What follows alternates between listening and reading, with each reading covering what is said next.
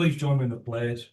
I pledge allegiance to the flag of the United States of America and to the republic for which it stands, one nation under God, indivisible, with liberty and justice for all. Under the flag, I pledge allegiance to thee, one state under God, one and indivisible. You bow with me.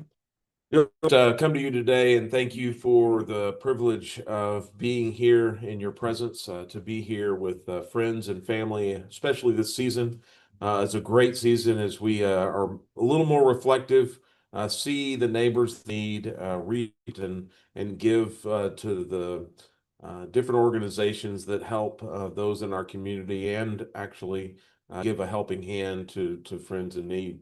I pray for all those that are struggling now with health as we getting into colder months, those that are ailing, and also be with those who have lost loved ones this last year, and just walk with them with peace. Again, be with us this evening as we deliberate city business. Grant us wisdom. In your name we pray. Amen. Amen. All right, we will now call the December 9th council meeting to order. First item on the agenda are public comments. I have two people that signed up for public comments, but they are on agenda items, so I will call those at the time that we address those items. But if anyone else would like to share public comments, they may do so at this time.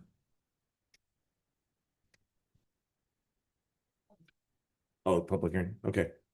All right. There being no public comments, we'll go to item 3 is receive a child safety funds from Bell County Tax Assessor Shay Lepke. So thanks for making it here from you were Harker Heights just before. Presentation and ran out the door. And they gladly accepted the check. I think we would probably gladly accepting a check to you. Mayor, Council, thank you for having me. I am Shay Lepke. I am your tax assessor collector for Bell County, and I see y'all every year. I'm handing y'all money every year. I don't believe any other county officials made it to the meeting tonight. I did speak to Commissioner Schneider earlier. He wasn't able to make it. He has another meeting, and he was going to present the hotel motel tax check to y'all, but those checks aren't ready yet. So he said he'll send those in the mail, and Sam said we'll take it from the mail too. So it's always a pleasure to visit the cities during this time of year and hand out some money. This last year, we saw an 8.3% increase in vehicle registrations. We collected $1.50 on registering 333,600 vehicles in Bell County. If you've noticed a lot of cars and vehicles on the road, a lot of traffic, that's because we added 25,000 more registrations in 25 over FY24, 25,000 more vehicles. I just want to also say thank you all for working with TxDOT to update the timing on the lights through Main Street. So really appreciate that. Since the program started in 2001, Bell County has collected and distributed $9,685,141.98 for the child safety funds. Of that total, we allocated $526,831.55 to the city of Belton. Now, the following paragraph I'm going to read explains how these funds can be used. As outlined in the Transportation Code, Chapter 502.403, the county tax assessor collector has the authority, with the approval from the Commissioner's Court, to levy an additional $1.50 per vehicle registration, excluding those exempted by code. These funds are earmarked for the existing crossing guard programs. In cases where a school district lacks a crossing guard program, the money may be allocated to initiatives promoting child safety, nutrition. These include child abuse prevention, intervention, as well as drug and alcohol abuse prevention. Alternatively, the funds can be directed towards programs enhancing public safety and security, as per Article 102.014G of the Code of Criminal Procedure. The check for this year's allocation for Belton is $28,012.39. This notification is also sent to the Belton ICT superintendent. That concludes my presentation and Mr. Rogers, I think, is the one who's going to take that money. okay. I think he'll endorse it and we'll sign it right over to BISD. So thank you very much. Thanks for getting over here quickly. Thank you. Sure, thank you. Thank you, Sheriff. Appreciate it. Thanks, Shane. All right. No action is required at this time. Item 4 is to receive the hotel motel occupancy tax, but as Shay shared, we don't have that check yet, so there's no action to take on that one. Items 5 through 10 is our consent agenda. These motions can be enacted by a single motion, or these items can be enacted by a single motion. The council can pull off any of these items and we can deliberate on those issues. I'm going to go ahead and read these into the record and then we'll take action. So item 5 is adopting the minutes of the November 25th council workshop meeting and the November 25th council meeting. Item 6 is reappointing Janice Puska to the Library Board of Directors, and then Brandon Bozon and Marion Grayson to the Belton Economic Development Board. Item 7 is authorizing the city manager to execute an interlocal agreement with Hill Country Transit District for the operation of a public transit system. Item 8 is awarding a bid and authorizing the city manager to execute the construction contract on the South Penelope Street, North Main Street, and Industrial Park sidewalk improvements and any change orders associated with the contracts, not to exceed the amount authorized under state law. Item 9 is reauthorizing a license agreement to Arusha Coffee Company to allow for an 8 by 20 by 8 storage container to remain in the city parking lot located on North First Street between Penelope and East Streets. And item 10 is authorizing the city manager to execute an agreement with the Central Texas Council of Governments to continue funding for the volunteer coordinator position for the Belton Police Department's Are You OK Senior Adult Outreach Program. The council would wish to remove an item, they may do so, or the chair would entertain them. I'll make a motion to approve the consent items as presented. We have a motion and a second to approve the consent agenda items as presented. Any comments or questions before we vote? All in favor, say aye. Aye. Those opposed? Passes unanimously. Item 11, let me get on the right page. We're going to start into planning and zoning, but before we do so, at the end of our agenda is executive session that we can do at any time. There are several items on our agenda that require us to consult with an attorney. And so we're going to be exercising that privilege. So apologies for you guys in the audience. We're going to do that now. So we will recess those two, on both those. Yeah. We will recess and we'll also consider consultation or a discussion about real property also at the same time, so we don't have to do that at the end. So I'm going to read these executive session items into the record. We will then go next door. We will deliberate, and when we come back, we will then pick up where we left off.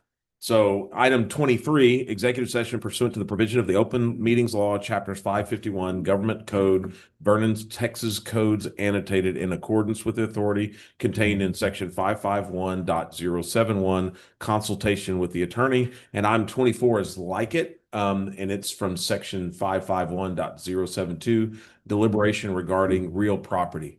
I don't have an exact time, but we're not going to be forever. So we'll be back shortly.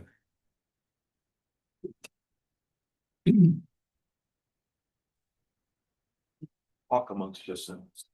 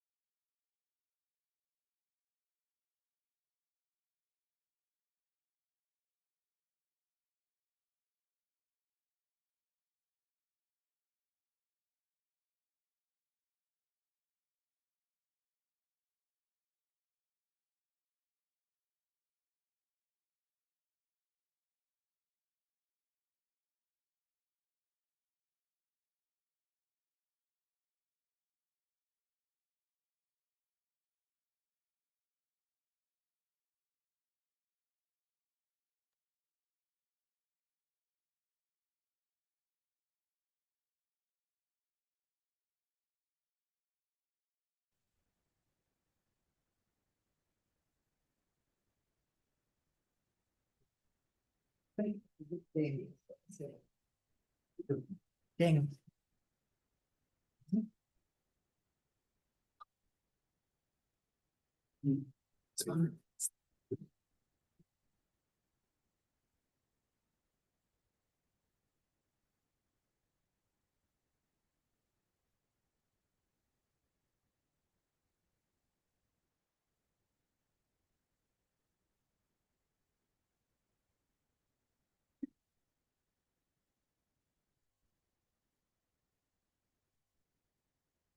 All right, while we're waiting on Luke, there's no specific action being taken uh, from the executive session. That's just a meeting with attorney and discussing property as well.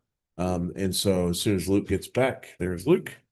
We'll pick back up where we left off, planning and zoning, item 11. What I'll do is I'll read them, let staff make comments, and then we'll open the public hearings for those that have public hearings, and then address the issues.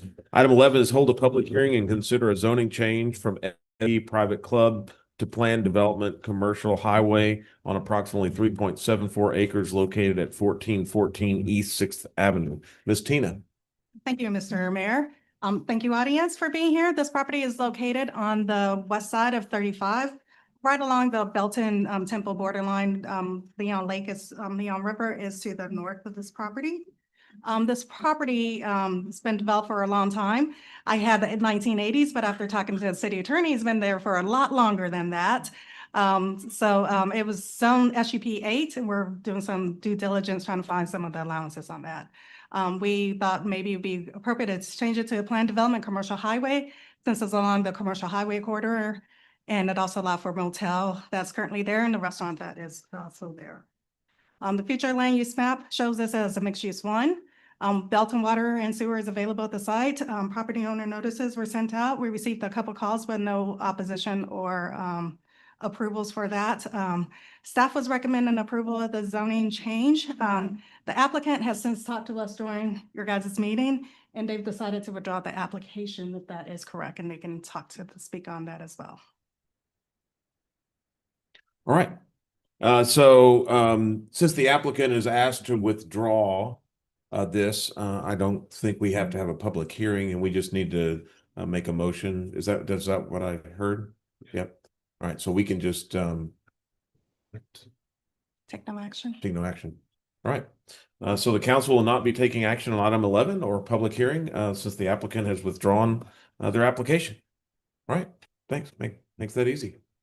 Or hard, one of the two.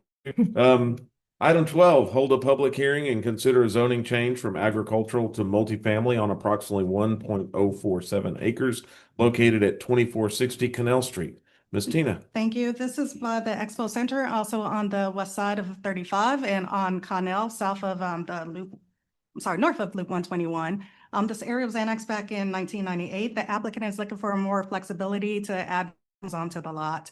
He was looking at possibly adding 2 additional duplexes in addition to the single family home that's already there. Spoke to the applicant. He understands that while the MF zoning would allow for a density of 18 units per acre, he okay with the maximum of 6 units for this area. Notices were sent out. We received no letters of opposition for this one.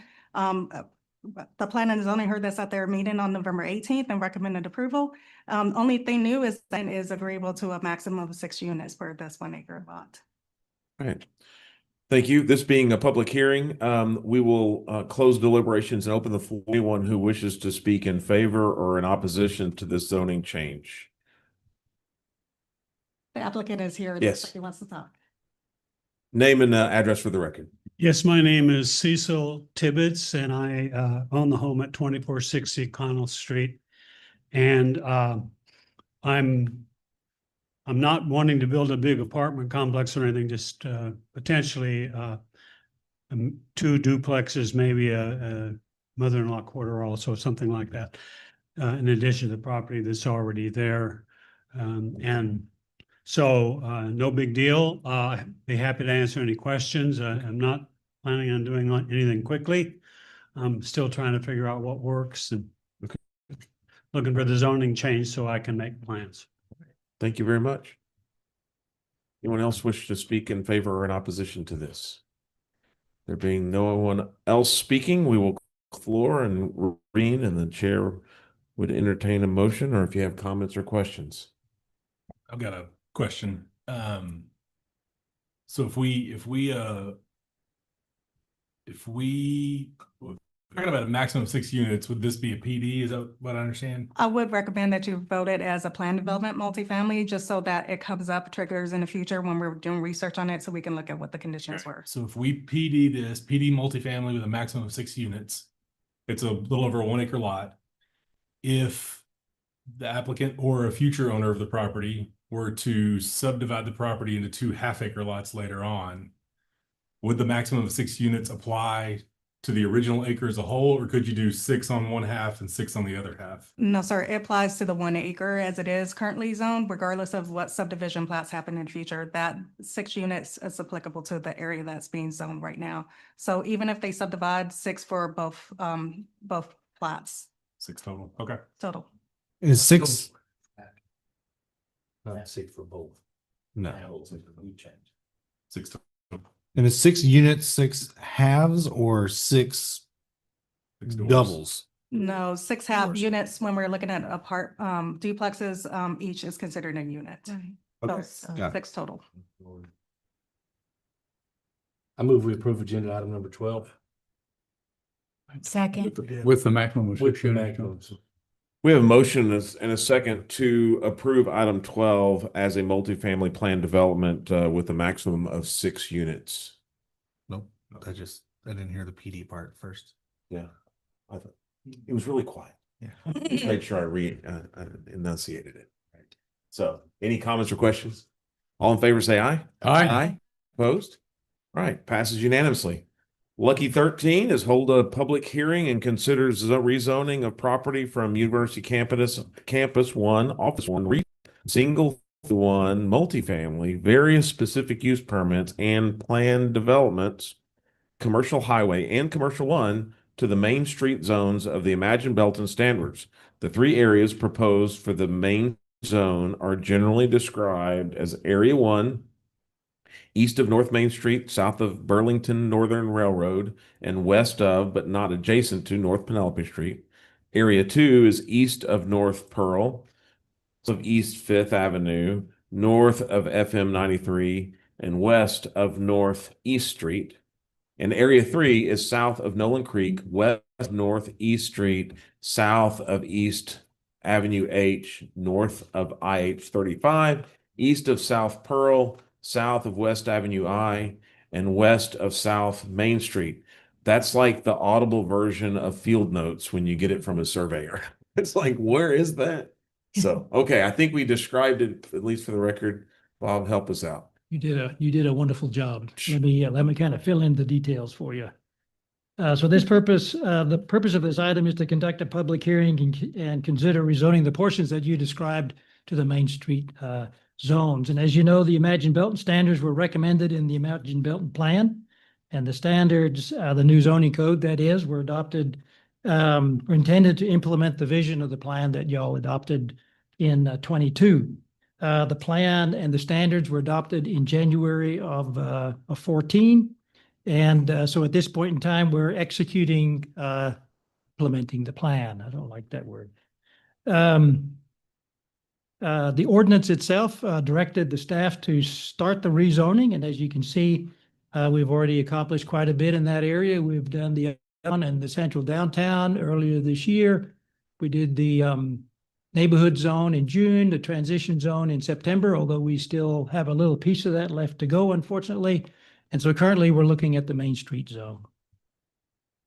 And this is a picture of the areas that we intend to rezone, and those are described at the top of the item. So you can see Area 1 just south of the railroad, Area 2 just east and west of Main Street, just north of 2nd Street, and then Area 3 is south of Nolan Creek, extending down Main all the way down to 35. The Main Street zone accommodates a range of commercial uses that serve both surrounding residential areas and, of course, regional uses. The zone also provides for adaptive reuse of existing facilities. For instance, maybe a residential use of that property. The typical uses in the area include live, work, dwelling units, retail, office, personal services, artisan foods and beverages, entertainment, and drive-through and overnight accommodations. Just a quick reminder of the general end of the plan and the standards. It is a reimagining of, hence the name, the uses to a more urban profile, more urban streetscape, as opposed to the traditional suburban use, although both are possible. Here is a look at the land use matrix. As you can see, I've highlighted the Main Street area, and I know that is difficult to read, but I'm glad I gave you a little synopsis of what is allowed in that area just a little second ago. A key component of this is the grandfathering or non-conforming uses, and this is very important as we transition from our current zoning ordinance to the new standards or the new ordinance. It protects existing uses until and allows them to continue to operate, as y'all very well know. What would cause the grandfathering to change or for somebody to lose their non-conforming uses? The piece of property was vacated, our code says for about a year, or the footprint is expanded and we call for a 10% or more expansion of that. Other than that, if the use continues, unchanged, then the use will continue as permitted. Our Planning and Zoning Commission reviewed this information back on November 18th and forwarded a favorable recommendation, and we concur with that, and we recommend approval of the proposed Main Street zone rezoning. With that, that's all I have. Okay. Thank you, Bob. It's been a long process as we're trying to clean up zoning in the downtown area, and this is last one, or we have one more? Just a little bit of the transition zone Okay, left to go. okay. Yeah. Right. So we will now have a public hearing for this item. So we will close our deliberations and open the public hearing. If anyone wishes to speak in favor or against this item, they may do so. I have one that signed up. Others that didn't sign up are welcome to speak as well. We have Jerry Gaunt. Yeah. It's your choice. Yeah. It's up It's up to you. We can. I'm Jerry Gant. I own property at 330 and 332 North Pearl Street. I came here determined to oppose these guidelines. But thanks to your executive session, I had a little extra time. I'd already called and talked to the planning department, but I did have a little extra time to really go through things. And so I have been assured that the renderings and the examples that we received, even if those did happen, there would be screenings and setbacks, and all of the work that we put in the early 2000s would not go to waste. So I want to support these guidelines because they, along with wisdom and guidance from city staff and a well-informed Planning and Zoning Commission, should make it easier for property owners to better utilize our quirky lots in historic areas and his structures in our town. We have these guidelines or standards and tools like variances to make it all work, to keep our historic character, but to grow and meet the needs of citizens. So thank y'all for putting these standards in place and then actually for utilizing them. Thanks, Jerry. All right. Anyone else that didn't sign up wish to speak on this zoning? There being no one else, we will close the floor and reopen deliberations, and Chairman entertain a motion, or if y'all have any questions or comments. Just another step. All the work you guys have done, I'd like to make a motion to present the item or approve the item as presented. Second. Have a motion and a second to approve agenda item 13 as presented. Any other comments or questions before we vote? All in favor, say aye. Aye. Those opposed? Passes unanimously. Thank you. Item 14, hold a public hearing and consider a zoning change from SF1 PD boarding house to planned development Main Street on approximately half an acre located at 401 North Pearl Street. Ms. Tina. And thank you. So this is an amendment to the plan development Main Street that we just approved. The applicant applied a while to put in an accessory dwelling unit. They plan on remodeling the existing house that's there and living in the accessory dwelling unit while that is happening. He plans to turn that into his law office. So kind of makes some Imagine Belton where it's a live work. He'll be working from the main resident and living in the accessory dwelling unit. But because this isn't a transition, the Imagine Belton does not allow for accessory dwelling unit, so we have to do a PD to allow for that use. With that, the site plan that has a 10-foot separation between the main structure and the principal structure.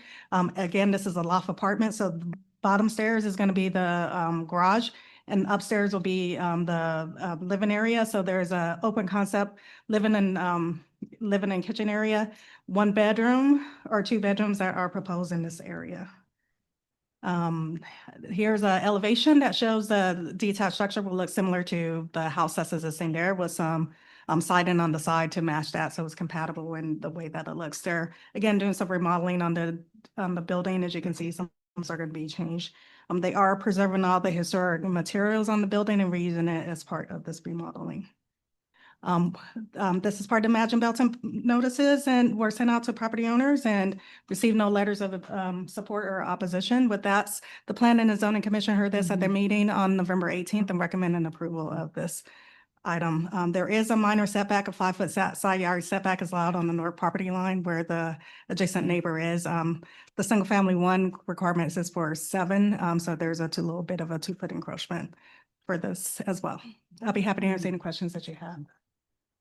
Thank you. Again, being a public hearing, we'll close deliberations, open the floor if anyone wishes to speak for or against this item. It's a pretty house. It's a great historic home. Glad somebody's investing in it. Yeah. All right. There being no public comments, we will close the floor and reopen deliberations. What say you?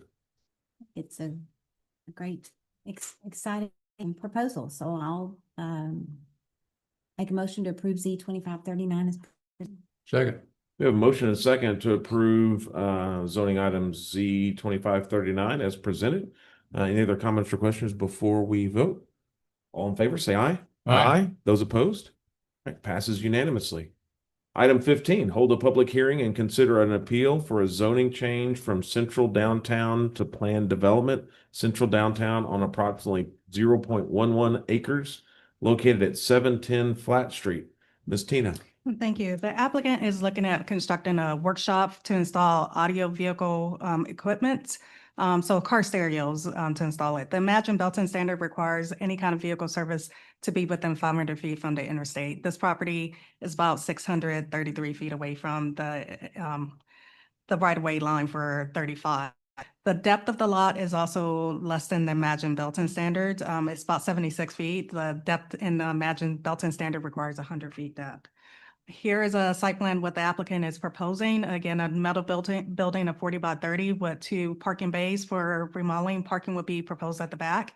Entrance will be off of Flat Street. Elevation, again, metal building with some masonry towards the bottom to dress it up. This is part of the Imagine Belton Central Business. Water and sewer is available. Property owner notices were sent out. We do have one opposition that we are aware of. The Planning and Zoning Commission heard this at their meeting on the 18th, and they had a tie vote. So therefore, didn't receive a majority vote though. So this will require supermajority to be able to pass this forward if so choose. Staff recommended approval of the zoning request. I'll be happy to answer any questions that you have, and I don't see the applicant in the audience. All right. So again, being a public hearing, we will close deliberation and open the floor for anyone who wishes to speak in favor or against this zoning item. We have one person who's signed up. Others may wish to speak that did not sign up. So Ronnie Schuff is the first one that I have. If you don't mind, yeah, come on. Name and address for the record so we can put it in the minutes. Ronnie Schuff, 702 East Central, Belton, Texas is where our barbecue place is. And I'm here opposing this. I'm almost begging that we don't approve it. I don't think it was the intention of Imagine Belton when it started, and why Imagine Belton put in the guidelines to make improvements and to do better things that were better for Belton. My family's been here a long time, and they've always been a part of Imagine Belton. In the Great Depression, my grandfather had a business on the square where he started a grocery store. My dad and I, back in 1991, found a building the mayor owned that was fixing to be bulldozed, and I had trees laying on it. We made it into Schuff's Barbecue, recognized around. There was a lot behind the restaurant there, which in the picture you can see this little bitty lot is in the center of our concert area, where we have all the property around it, where many charities, high school proms, concerts, thousands of people have came to Belton and used that property. And so I'm here asking that you don't approve it because of all of those things, that we'd like to continue to use that property, not have that as an obstacle. We've been working with the property owner, Mr. Oliveras, for probably 15 years. I can't explain why, but he's not really wanted to sell it. He's wanted to trade it to me. So over the last 3 years, he wanted to trade. We own the property right in front of the Belton Police Memorial. I told him I didn't think the city would like that very much if I sold him that particular piece of property or traded him that piece of property so we could end this. That would be right in front of the police memorial. So I've been working with real estate agents, the city manager. I've called him, looking for maybe a little sliver of land, because the size of this lot is like this small, this room.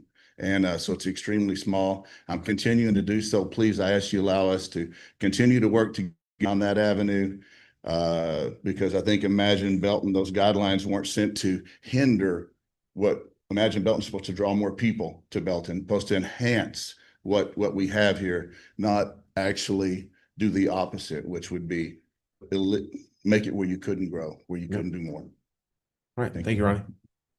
All right, anyone else wish to speak in favor or in opposition to this zoning item? There being no more comments, we'll close the floor and reopen deliberations. As was stated, planning and zoning failed to approve this item, which kicks it into the 75% category for us to approve this item. Any comments, questions, or motions? I'll start. These are always tough. I firmly value everybody's property rights and what they can be able to do. When looking at this one from a 1,000-foot, 5,000-foot view, or whatever you'd like to say, we've done so much work on the Imagine Belton plan, and the type of business that is being proposed, just to me, is something that hasn't quite fit in that Imagine Belton plan, and we've left it out for certain reasons due to other issues in other parts of the central downtown. And so I think for me, that's my sticking point is, if it was a different business, if it was something that was more communicable and retail or something along the lines, be a little different, but that's where I'm stuck at here. So I have a couple questions, Matt. Well, based on a couple things. The type of business, that's not really what we're talking about. Is that right? Well, under this is classified as a vehicle service. But Requires it to be within feet of. exactly, but otherwise it meets the criteria. Because I guess my point is I want to be really careful about us determining what we like or don't like when that meets the criteria outside of actually it doesn't because of those things. And I think if there's any reason to deny it, it would be based on these limitations that we've put in place, not because we like or don't like the type of business. Correct. But there's a reason that we said we want those types of businesses within a certain amount of limitation feet from the Interstate 35. And for that, I think that it doesn't meet that criteria. I'll clarify. I did mean the area, And the setback. like the 500-foot, 35. But I mean, types. it's 100 feet. I mean, had it been 100 feet away, I mean, I think we want to be careful about what we like and don't I like. think along those lines, one of the stipulations is a requirement for 100-foot lot depth, which it doesn't meet. Right. That to me is the biggest reason that I'm kind of on the fence about it. I think it's tough, especially with a neighboring business that is obviously also good for Belton. You don't want to we always got to be concerned with zoning. Are we helping or hurting neighbors? And I don't, Ronnie would probably say that we're hurting neighbors. I don't know that I would say that from sitting in the government seat standpoint. I mean, this guy's American dream is worth as much as anybody's American dream, but losing 25% of that lot depth, I think really does probably create some circulation problems for this particular business and the size of the building they're talking about putting there, just looking at the site plan. So that's a tough one. I agree, though.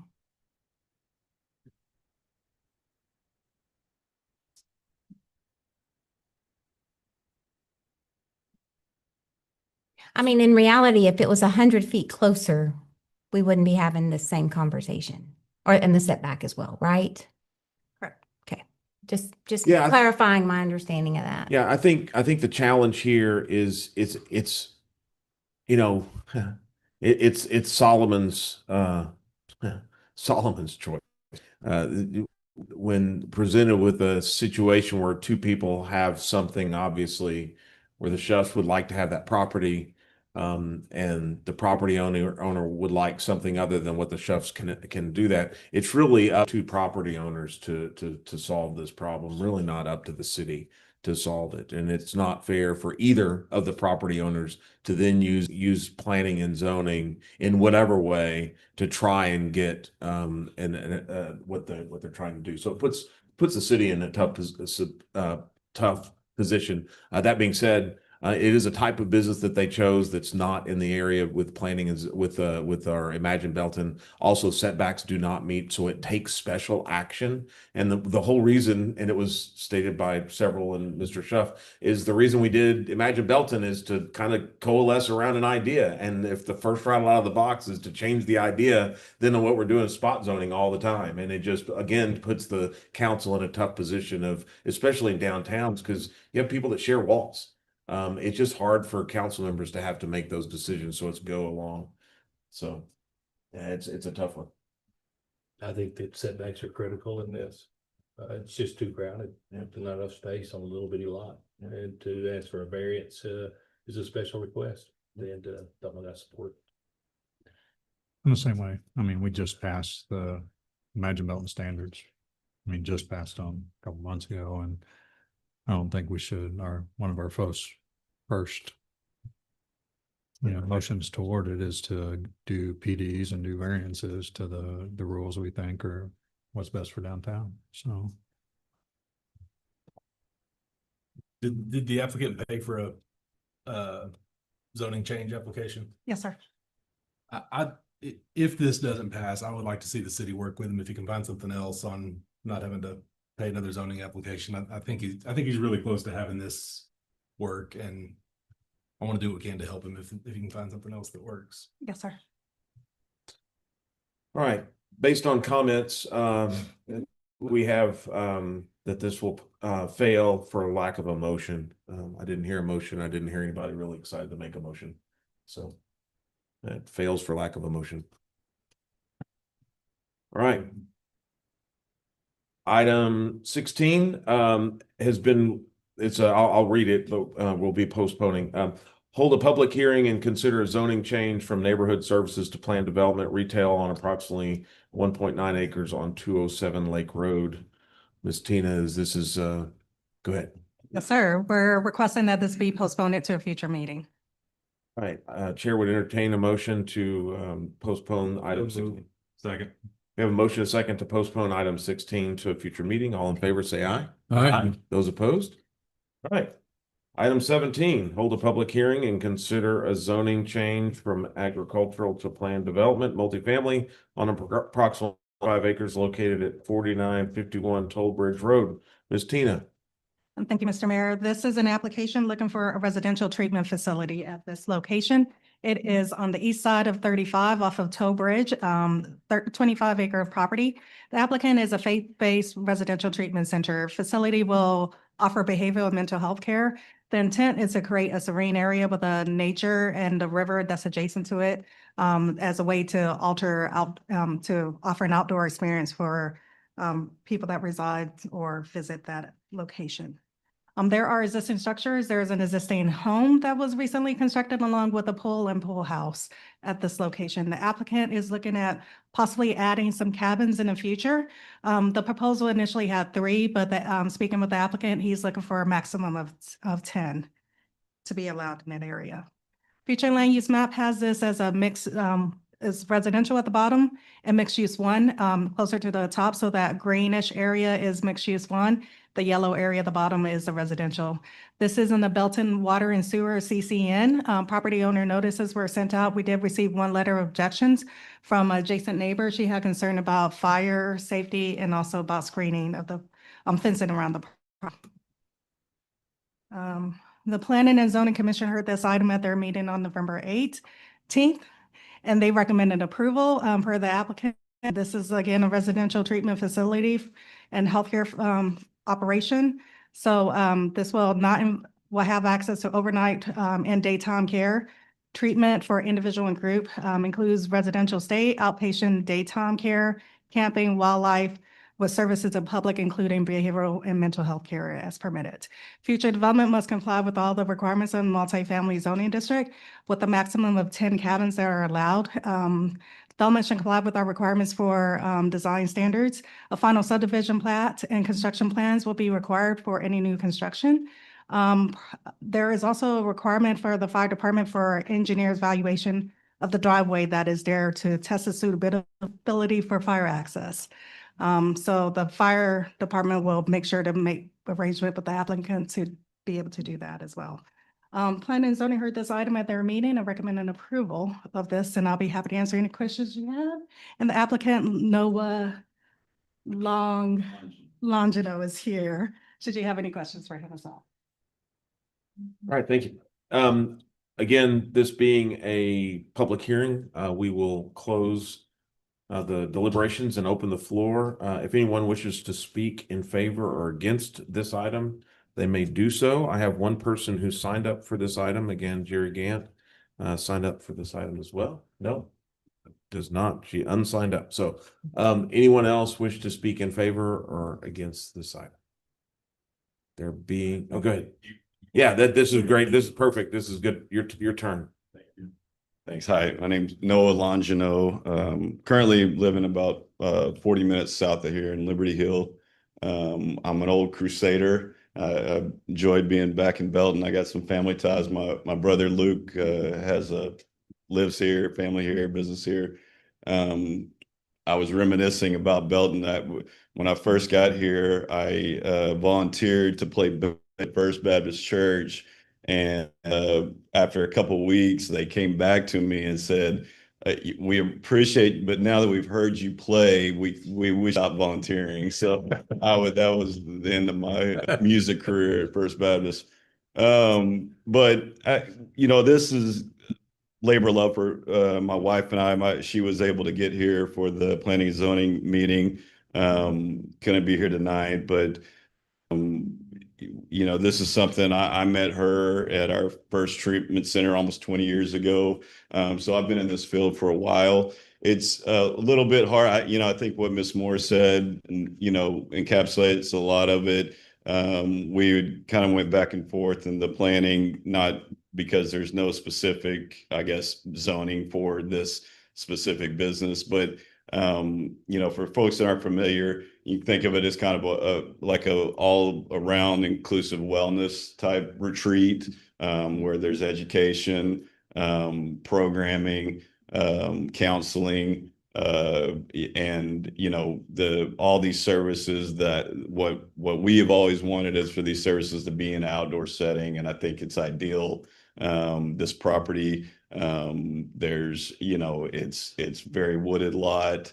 You've got the river on the south side, southeast side, and it's secluded, but it is, in close to 30, really close to 35 there. So we feel like this is a great opportunity, and we're not looking to build anything huge right away. This is something we're going to build up from the ground and aren't in a hurry, and hope you guys approve it. All right, thank you. All right, before we close the floor for public comments, last chance. All right, we'll close the floor and reopen deliberations for the council. Any comments or questions from the council or a motion? Questions? Good. So my crash course today in mental health. These I can direct questions at applicant, correct? Because I mean, there's just some stuff that hasn't been presented. When you say 10 cabins, how many beds does that create for, I guess, patient? And are those inpatient, outpatient, or do they have family care available with them while they're there? Sure. That's a great question. So there's several different components, and I wanted to be careful not to get too strict about residential only, because there can be an outpatient component to it. There can be, family education component to it. Typically in a cabin would house 4 or 5 at the most, probably depending on the size of the cabin. More typically probably 2 or 3. And again, I wouldn't be looking to bring in, 10 buildings right away. It would be something we would grow. You kind of answered a couple of other questions. From the concern that I've got after speaking with staff and public safety is the number of calls to mental health facilities that we have currently in our area is quite staggering. We as a council have prided ourselves on running lean, mean staff in all of our departments, and I just, with the access, with the history of what's happened to a fire truck trying to respond to a fire out there, I have some reservations just about the number of added calls now to the system that could potentially happen with the limited potential access. Those are comments, not really questions. So Can I ask a question? I'm just trying to understand, are these calls you're getting people seeking? just from our different, there's Cedar Crest, there's Daybreak, and just the number of police volume calls and emergency services. Yeah, so I mean, I can address that. And I know in the P&Z meeting that Cedar Crest was brought up, this is something very different than Cedar Crest. As well as I know Cedar Crest, I've never worked there.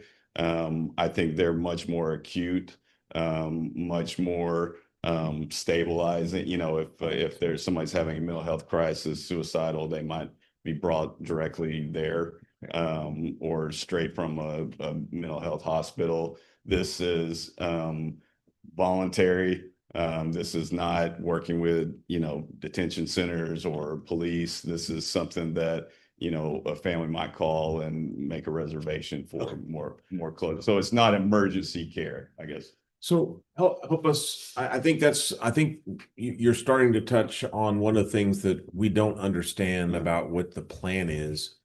If it's somebody who's had trauma and they're just working through stuff and they just need a place to go work through stuff and just sit with counselors and talk about it.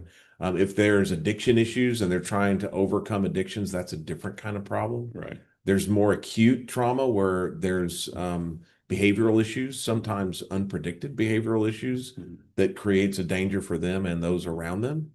We don't, because it's broadly stated, the mental health, working with mental health patients is from involuntary, which is very hard now. I mean, pretty much, I think even at Cedar Crest, if they want to walk, they can get out and walk. Even though they're acute, they can walk. And then they're just walking on I-35 access road. Right. And so this is kind of remote. It's not close to any other thing. So I think that's what we're trying to understand is this, what type of service and what type of support and security and health and safety and all that would probably have to go with this. Yeah. So for a lot of these kind of treatment centers, they'll refer to them as dual diagnosis. So they'll maybe have some substance abuse issues along with mental health issues. And we can get into usually one feeds into the other. There you go. Both, I mean, it's hard to differentiate where one starts. But I understand the fear and hesitation of dangerous psychotic patients coming to Belton. I understand that that is not what this is. And if somebody cannot participate, is so acute or so unstable that they couldn't participate in our everyday programming, in our in working in a group, working as in counseling groups, working with families, then they're really not going to be appropriate for this level of care. That is something that Cedar Crest is more positioned to do. As far as staffing it, I do think it will bring some jobs here. It's a lot of mental health counselors, could be some substance abuse counselors, but a lot of mental health counselors. My wife's a professional counselor, so that's certainly up her alley. Psychiatrist, psychologist, we call them mental health technicians or behavioral health technicians. And then you've got, ancillary, cooks, maintenance,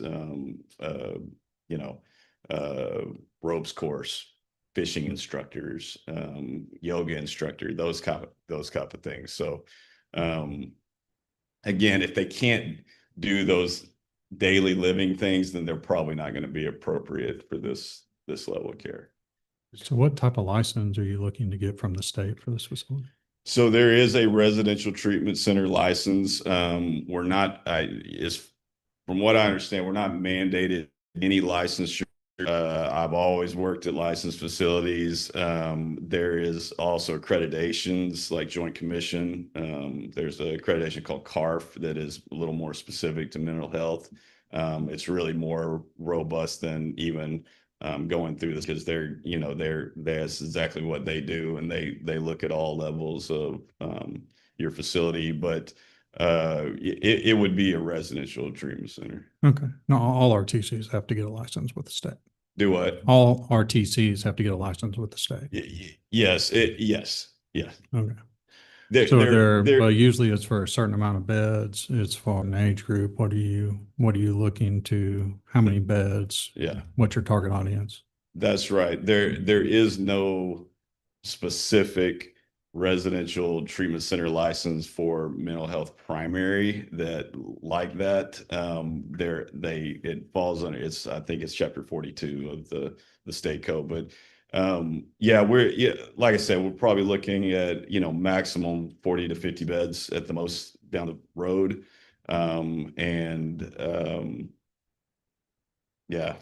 Sorry, what was your other question? I think I can. Like what's Yeah. So I'm working with adolescents. I've got running a 134 bed program in Liberty Hill with adolescents age 10 to 18. I've worked with adults. I've worked with adolescents. I want to see a little bit of what the market here needs. I think there's a need for teenage and early adult care. So, especially on the mental health and, since COVID, most countries have seen a decline in suicide rates. America has seen a big rise in suicide rates. And that's something that certainly got our attention a few years ago, and that's kind of what got us into working more with younger adults and adolescents. So from your description of the type of patient you want, it sounds like, usually any RTC, it's a higher level of care than if you're just going to see someone 1 hour a week. Right.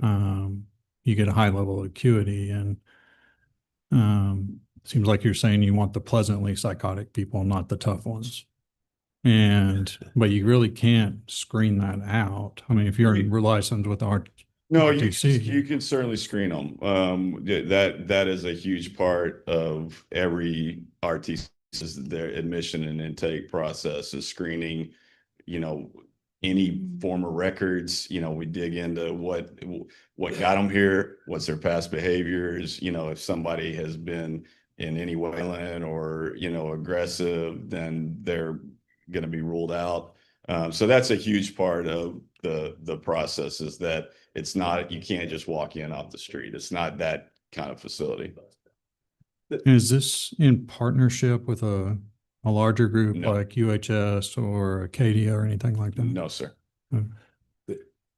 I think the challenge is whatever the intent is when you open the doors, if it becomes a business that pays, you really look at where you're not really screening screening is secondary. Because there's no, like, let's say if you guys are operating or somebody else is operating and the level of, as Daniel brought up, is the level of care required exceeds what you guys on your own, and now police and fire and EMS is having to intervene. Yeah. There's no coming back to city and rezoning or changing the zoning. So And once we open the door, it's open. So I'll tell you, at my current location, we get 40 calls a day. We are turning away 85% of the calls due to not meeting what we're looking for in a patient. So I hear what you're saying, Yeah. but there is a level that is acceptable, and if it's run well and it's done correctly, then that stuff just doesn't happen. And I mean, I've never had any. I understand there may be kids or adults running away from Cedar Crest, every day and running down the street. I've never really had that issue in our facilities. And again, I've been doing it for almost 20 years, but I'm not saying it won't ever happen, but there is, not all mental health is the same. Not all addiction is the same. Not all patients are the same. And, there's a stigma around them, around this level of care. But I can tell you, for instance, one of the facilities I worked at, we specialize in treating doctors and airline pilots. And that should scare you to hear we're treating airline pilots, because I mean, it's true. These are professionals. These aren't, homeless guys on the street. This is, it's a professional business. That's what kind of treatment center we want to run. And honestly, I wouldn't want to run a acute hospital. I mean, that's something different. Okay. What makes this harder is the PD part, because you have to kind of get it right tonight. And so I don't know what everybody else's opinions on something up there is, but I certainly worry about that.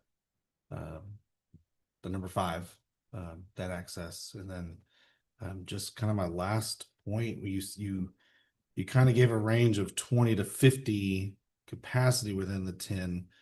Is that those are all individualized, quote unquote, patients, correct? They're not bringing like 3 people to stay with them for a weekend, or No, that would be okay. individual. And the road with I think there's 14-foot drive right for you guys, and we'll make sure it's all up to code and they can get in and out. I mean, that won't be an issue. There's plenty of room. Are you planning on having this fenced all the way around? I don't know how I would fence it around with the Lampasas pretty much determines my southern border. So I don't really want to fence in front of the river. There's already an existing fence on the north boundary and going down to the river. And we would make sure that's well taken care of. The entrance looks nice. It would be fenced, and but no, I don't. I would much prefer not to fence the riverside. And we've all dealt with people in our life, friends, family, that are dealing with this. The challenge many times, even when they present normal, sometimes they are not decisional. They're not making their own decisions. And that's one of the reasons they're getting help, is they're not making good decisions, or they're not able to make decisions. And I think that's another concern, is that if someone is not decisional and there is no fence between them and the lake, or the river, they're in the river, or not, and don't even maybe even know. And I don't want to go into people's minds and why but our concern is not only for the benefit of the community, but also the benefit of the people that would be there. That if we allow for something that could potentially be unsafe, that we can't go out and undo that. We do it once. And so I think fencing, fire, those are things that I think are valid concerns for Absolutely. mental And I mean, all I can say is that I've never had a patient seriously harmed under my care in 19 years. And, safety is always we would get a bad reputation very quickly if safety wasn't our number one concern. I mean, those kind of places just don't make it very long in this business, or I understand you guys are just learning about this and about me and all that, but all I can tell you is assure you that that is not the kind of facility we're going to run here. We want it to be a top-notch facility. Safety is paramount. The patient's rights, the family's rights. These are all things that are, that's number one for us in this business. So. And I guess it doesn't have as much to do with you as it does the zoning. And if we approve this and you decided to sell it in 2 years and somebody doesn't have the same attention to detail and the same dreams and wishes as you do, we've got a much different facility out there. And so we want to make sure that Okay. Are PD transferable? Teaser cross. When's the So- property? They stay with the property. I have a couple Yeah. zoning related questions, Tina, kind of on this. I mean, is that the only option we have? And then this is probably just Stephanie, so forgive me, but I'm struggling with, why is it multifamily versus commercial? Well, we were looking at the future land use map to try to figure out which one meets both of them. Nursing homes are allowed in multifamily. Okay. So we thought, well, this is kind of a similar take on that. So maybe multifamily allow for the same kind of treatment. And also there's a residential component. Most of that was residential. It mixed in with both the mixed use one and the residential future land use map. Would multifamily special use permit? Yeah, that's what I'm thinking, Stephanie, is. That if something did happen with it, then if something did happen where this didn't come to fruition or didn't stay, you sold it, whatever, that didn't stick with the property. And that's why this is a PD. You can add conditions onto this. Okay. Yeah. Why, I mean, I don't see this as multifamily. This isn't resident. It's. Well, I is don't know, but I do. it's my- hear commercial. that, I'm My sure. first But proposal understand. was commercial, and after going This isn't a back nursing and home. forth because it didn't really fit. Type of a treatment. So I was going by, whatever the suggestion was. So I'm open to you guys on that. And then this is zoning only, so there's still other steps before this can be, Plating and construction plans there's a lot. before. Okay. And also, even with this approved, what they currently have, we would still do what we call certificate of occupancy, change of use, have our inspectors and fire department go out there. All the zoning stuff, if you wanted to add the fencing requirement, that's part of the PD, it could also be looked at as part of that CFO requirements. Yeah, and I think one is, you've stated it, there's a huge need.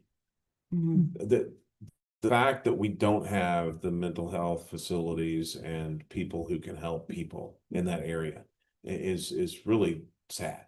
And it's great that you see this as a need, obviously financially, but you're helping people. So don't take anything we're saying as not supporting your efforts to help people. We just want to make sure that we get it right. Do it the right. I was actually, thank you, Noah, I appreciate your comments, but, I was gonna see, Chief Berg, do you mind kind of speaking to when it comes to resources with RTC? I know you dealt a lot. Could you talk to us about that? So council, we do quite a few calls to different facilities, Daybreak, Cedar Crest. We also have the detention facility in Belton. When we do need to go out there, usually it's a rapid response if it's an assaultive type behavior. I too agree that there's definitely a need for, we do diversion center. Our officers do everything we can to get people into the diversion center. My biggest concern with this would be the location, and the reason why is because of the response to the river. Somebody could be one medication away from making a bad decision. When you have the water down there, we've done water recovery down there before. We've done dive teams down there to recover bodies out of there. To save a life it's a lot farther. To get to Cedar Crest, we have to go to Shakeland Road and turn around and come back.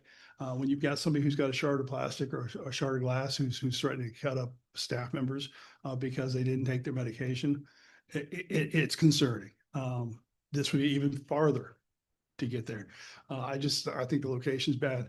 Balancing those locations, we had the CWAP houses, several hundred calls in a short period of time. Those were kids, and they weren't even treatment center. It was just kids in need of placement. So it just depends on who your clientele is, who your customer is. It's the balance is finding that location where it's going to be beneficial for the mental health consumer, but also for the general public quality of life and public safety.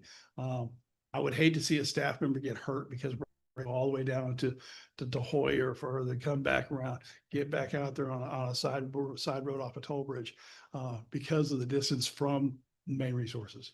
Any other questions that I can?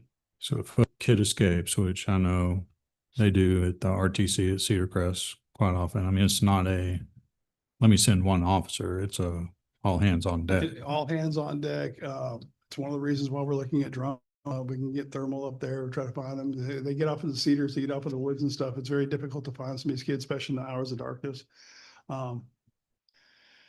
Another thing that's going to come with this too is as people are getting their treatment, it opens up the door, Pandora's box. They start to report things. They show assaults that occurred and things. So you're going to have those to the strain on detectives taking more sexual assault cases. Last year annual report, because of Daybreak, and they're doing good work. I mean, Daybreak and Cedar Crest are doing very good work. They're getting people to come forward to report crime. And unfortunately, we went from an average of 16 to 17 sexual assaults to 46 last year. So do we want the truth out? Absolutely. But it also comes with that cost of extra detectives, extra police personnel, extra reports, extra software. They do have a strain on resources, but like I said, my biggest concern is that quick response when somebody's life is in danger, and how fast can we get there to save a life? All right. Thank you. Thank you. Any other comments, questions? I haven't spoken yet, so I feel like it's fair for everybody to know what I'm thinking. And most of my thoughts about this have been mentioned by other folks. Certainly there's a need.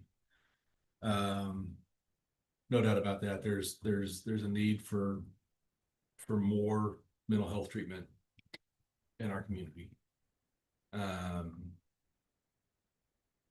I think the concern about the location is understandable. I think you're also talking about being less than a mile from a new school that's going in, a new subdivision that's going in with 1,700 homes.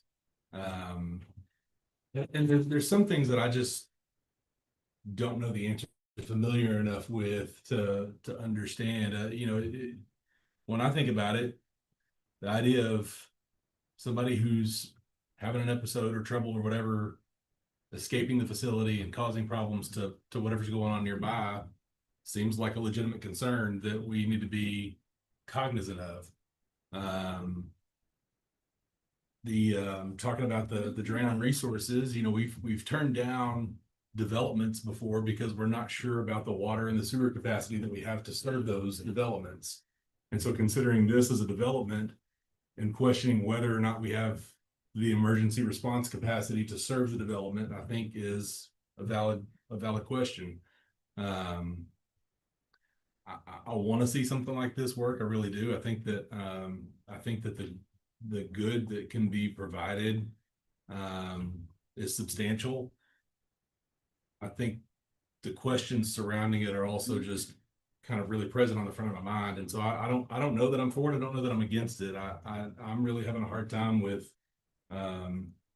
weighing the the potential positives and the questions as well. No,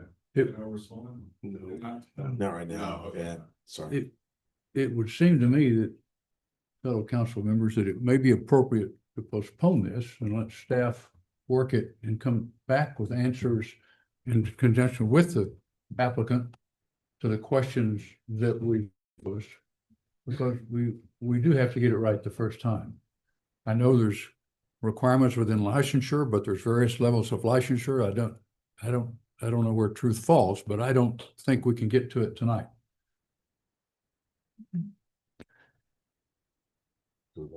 To that end, I would move that we postpone this to a future meeting and give staff time to work up on the issues that we've raised tonight. Second. We have a motion and a second to postpone this to a future meeting. Any comments or questions about the motion? All right, all in favor to postpone to a future meeting, say aye. Aye. Those opposed? All right, passes unanimously. Thank you. All right. Thank you. All right, item 18. Hold a public hearing and consider zoning change from planned development, single family 2 to amended development, single family 2 on approximately 1.4 acres located on East Avenue R near the northwest intersection of Avenue R and Miller Street. Ms. Moore. Thank you. Might recall this zoning change and a subdivision plat back in 2022. We reduced a couple of lot standards for this infill project. This request is looking at the reduction of the front yard setback. There are 3 homes, they're historic homes that were taken from Pearl Street. They're on the National Register as the gray rental homes, and they have been placed over here to preserve them when UMHB bought the property a couple years ago. This request again is looking at the reduction of front yard setback. The applicant had received a setback reduction for the lot on the corner of Avenue R and Miller Street. That is the tan house that's shown in the bottom picture. That is a corner key lot, so requires a front yard setback of 25 for both Miller and Avenue R. But we amended that zoning request to allow for a 15-foot side yard setback on that corner. The applicant then aligned the new homes that were placed in the adjacent lots based on that setback requirements. Unfortunately, the plat had a 25-foot setback instead of 15. Therefore, this amendment is to look at adjusting that to the 25. This area is in a future land use map as a multifamily, sorry. Water and sewer is provided by the city. Letters were sent out. I believe there was one letter of objection inside your packet.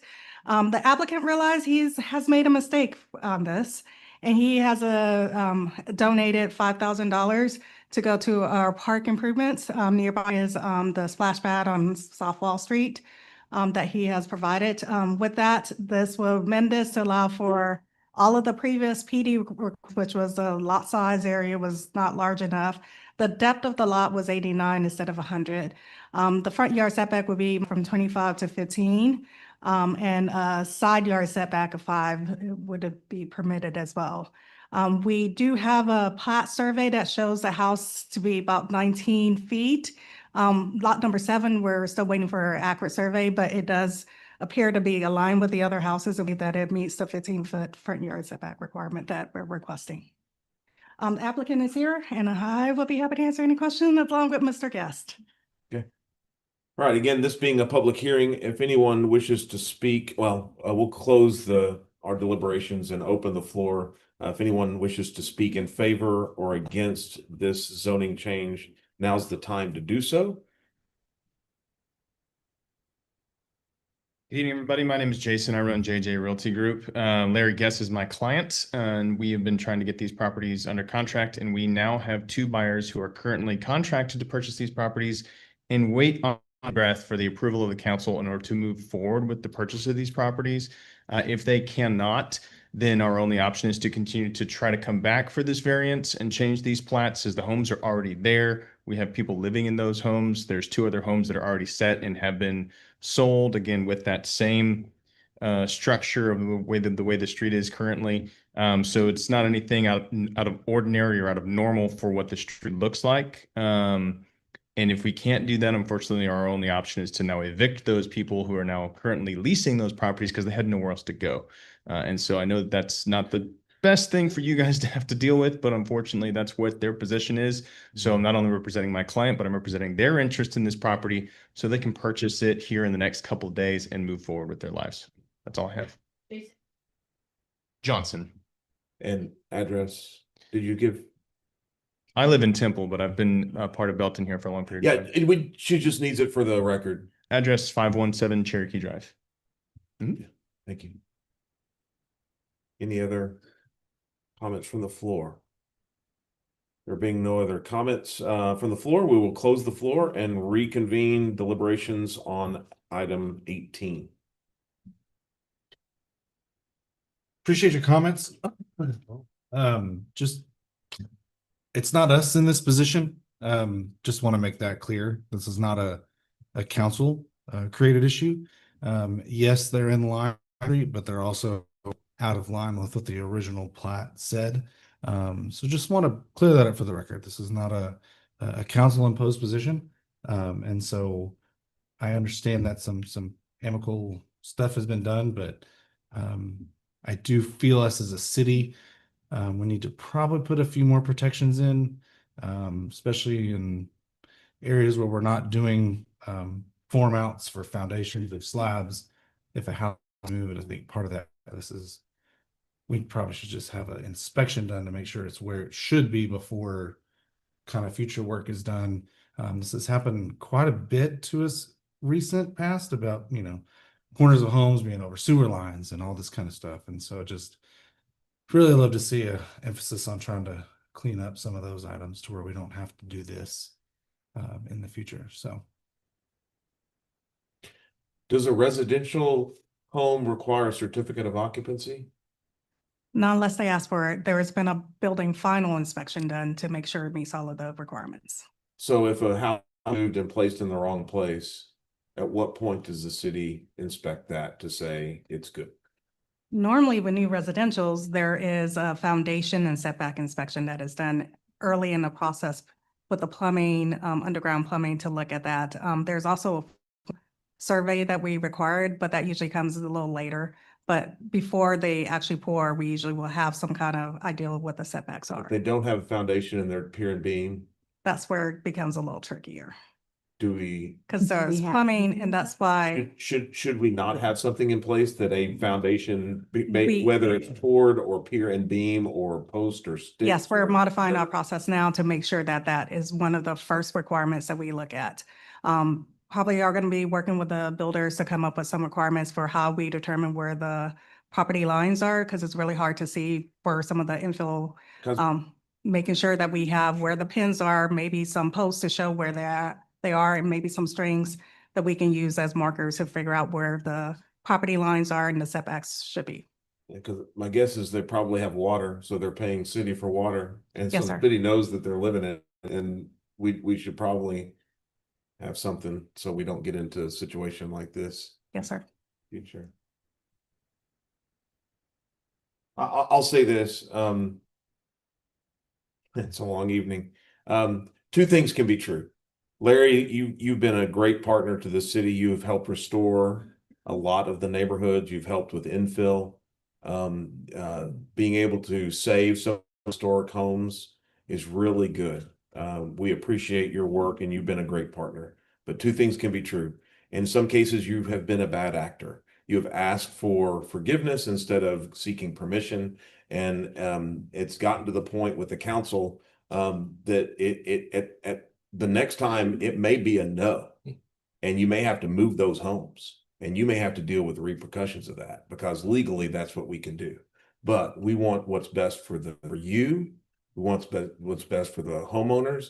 It's our understanding that there may be some people that are living in a non-conforming home and that there are issues with their title insurance and that you may not be able to resell it. And the title company is going to have to write a check. And those are friends of ours too that owns the title company. And so it's money out of their pocket because we acted poorly.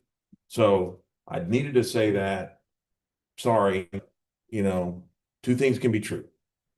Good partner, sometimes bad decisions. So that being said, any other comments or? Are we sure that these homes where they are the 15-foot? Yes, yes, sir. That information is new late today, that we got the information that the homes, two of them are clearly 19 19 feet, feet. 19 feet. The other one is uncertain, but it looks in the same line. I can't absolutely guarantee it, but they certainly appear to be so. So a little bit of a risk there to authorize that. And a little bit of wiggle room, 4 feet, 19 to He said, 15. he could answer. You can answer that? Yeah. Number Yeah, seven. when we got the surveys for those properties in particular, the variance was only needed for about maybe 3 to 4 feet of the actual home that was just over that actual build line.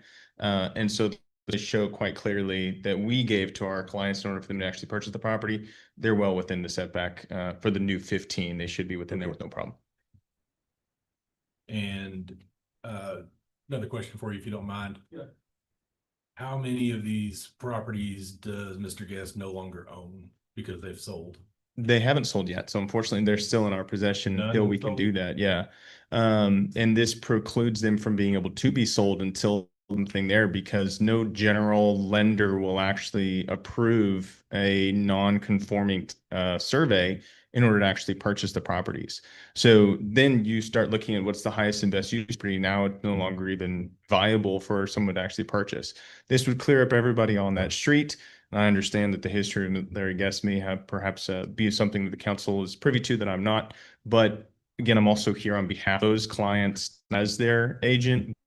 They're currently in the homes, renting them, leasing them from us because they had nowhere else to go and they needed to find a place to stay. I understand from you that if this is approved, and we thank Mr. Guest for his $5,000 donation to the park fund to help smooth that, that then all of those homes, and particularly the new owners, have been made whole as it relates to their ability to close homes and to finance them? I believe so. I'm That's trying to not think good back on the enough. plat map for sure. These had platted issues. Yeah, the plat approval map, actually, I do know, sir. Because I saw what was actually submitted to planning and zoning.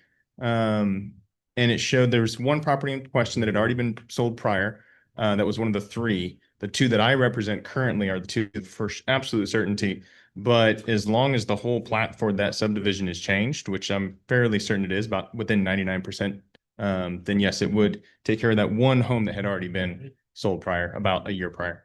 The other issue is with the plat having an owner who's already closed on that, they would have to join in the plat. So there's some plat details that need to be worked out. So we need to postpone action so we can work out the details. Or we make the right motion, or we make it and make another one?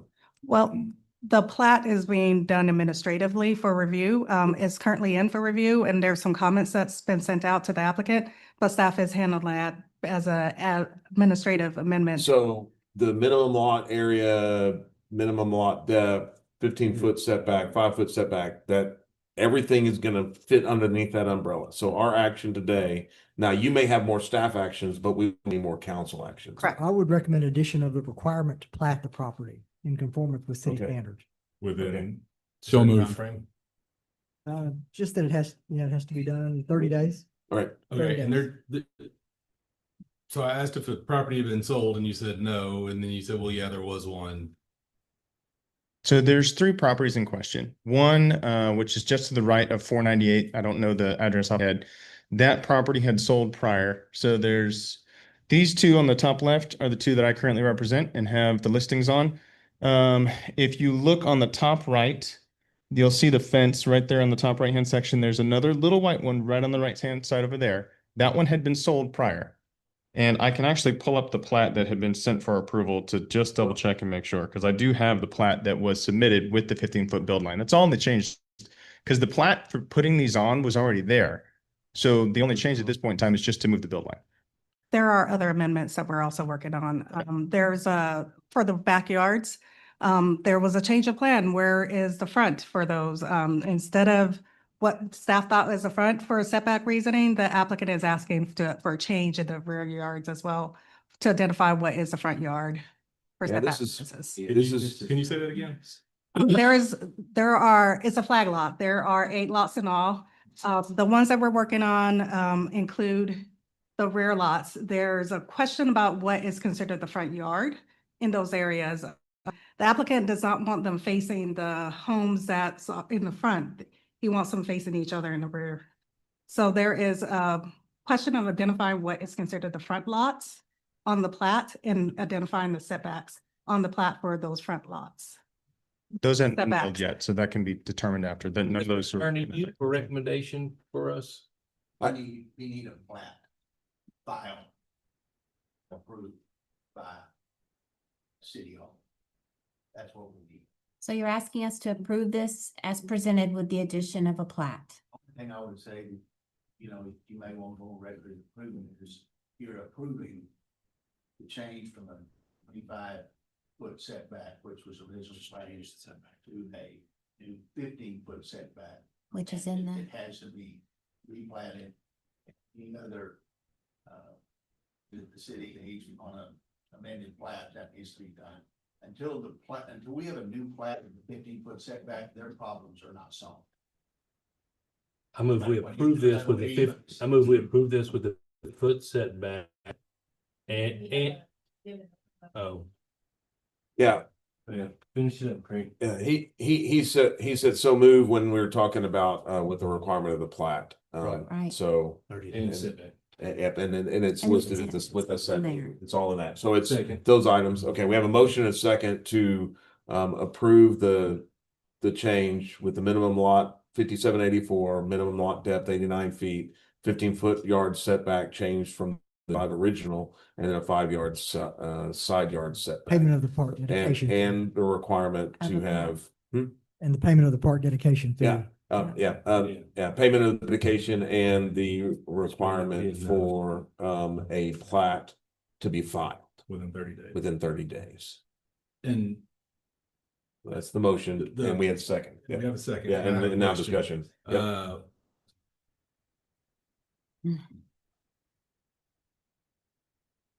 I just want to make sure, does that mean with everything they've said that the people who actually bought one of these houses are protected and they'll be able to sell their house? No, I'm concerned about that because one of these properties is not owned by Larry Guest and Larry Guest is rezoning it. And I think that is not right.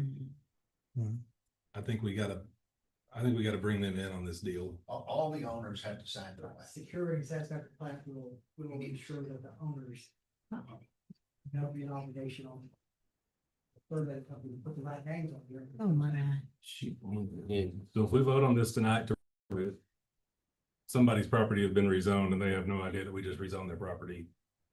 I know we're saying a plat's gotta come, but zoning and platting are two different things. But I also are non-conforming Yeah, it's- right now. Right now, they're non-conform, they're, Getting- I think what David's saying, Yeah. what Dave's saying is we need to give them an application to have a rezoning of their And property not charge them a fee. and not charge them a fee. Maybe somebody else could pay the fee for them. Mr. Guess. And then we'll have to do that because he's right. You can't rezone my property. It's not gonna be a title issue for them. It does need to be correct. But plat is what's gonna fix their title problem. Okay. We're trying. If we vote to approve this, staff can take care of the rest of this within 30 days and make all these, especially the property owners that just closed, whole. Well, at a minimum, this will allow for the properties currently owned by Mr. Guess and being represented by you to happen. And to Dave's point, if there's another one that to dot all the i's, if it needs to come back, then bring it back. Because this is only Do we allowing need us. to the property from rezoning. The council has the authority to approve a zoning even without property owner concurrence. Okay. So that's less of a concern. I think the plat, as the attorney said, is the most significant. And I believe we can handle that administratively. The 30 days is a recommendation to secure compliance from the property owners to do that in a timely manner. We've got the holidays involved. We can respond very quickly.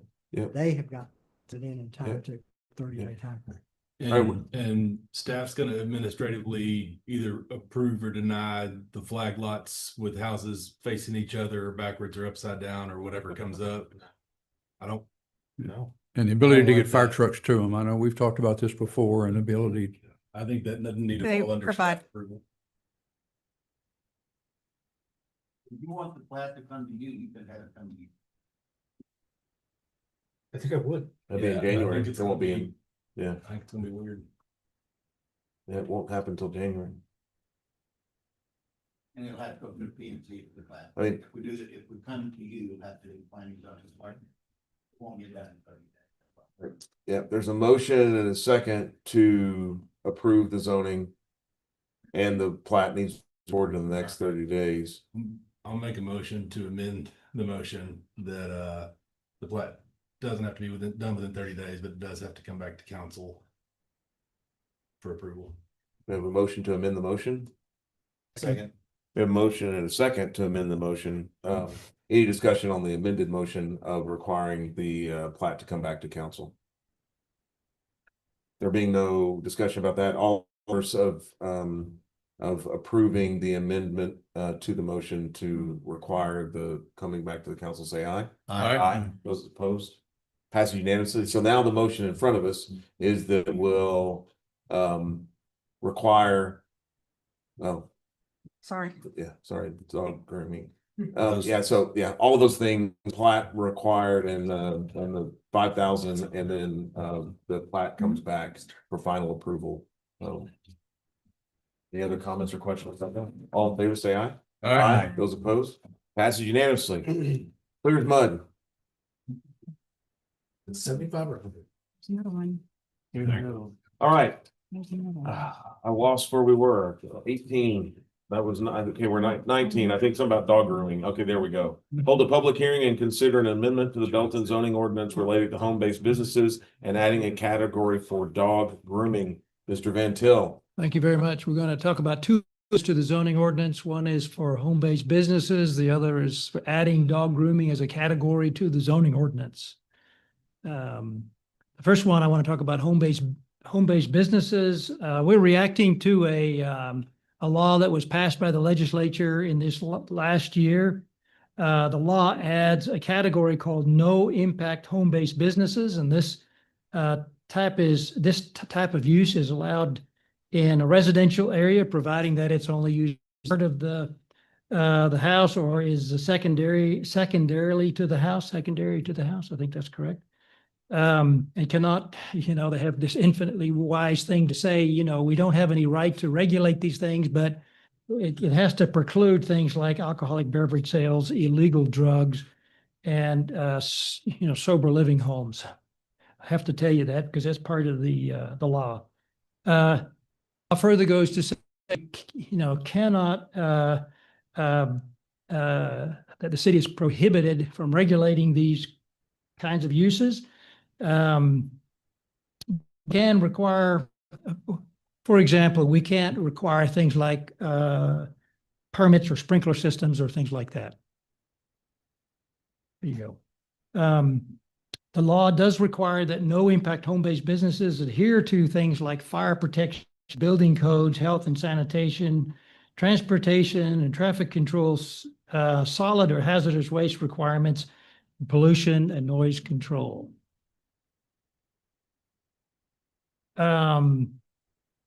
We are suggesting that we add to replace what we currently have in our ordinance, which is home occupations, to the home-based business, so that's consistent with the wording in the law, so that there's no confusion if there is some enforcement activity related to this type of activity. So we almost look at it as a housekeeping measure. As you can see, there's some exceptions to the no impact home-based business criteria. You cannot have employees and clients that exceed municipal occupancy standards. And I will tell you right away, we don't know what the legislature means by that. No on-street parking, no substantial increase in area traffic, no visibilities from the street, no violation of municipal noise ordinances, et cetera, et cetera. Now, we do enforce home-based businesses on a complaint. So if somebody complains about something that they believe is in violation of these criteria, we do act on that.